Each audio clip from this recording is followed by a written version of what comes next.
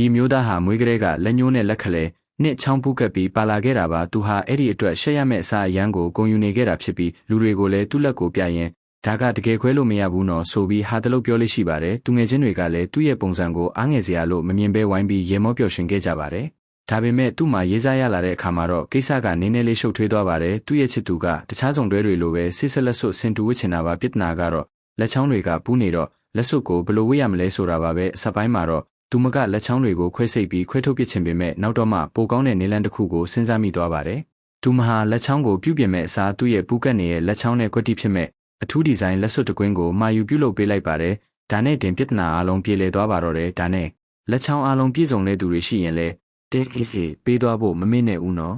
ဒီကဘာပေါ်ကလေကွင်းတိုင်းဟာအတူတူပဲလို့တင်ထင်ပါသလား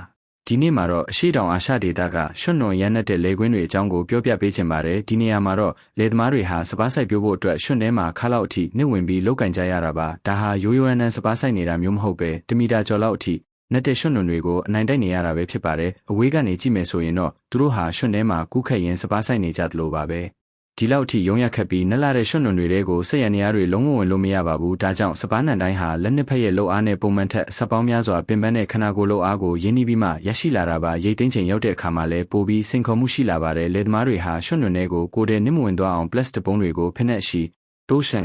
အစားခြေတော့မှဆွတ်ပြီးမျက်နှာပြင်အရိယာကိုချစ်ထွင်ကအသုံးပြုကြရတာပဲဖြစ်ပါတယ်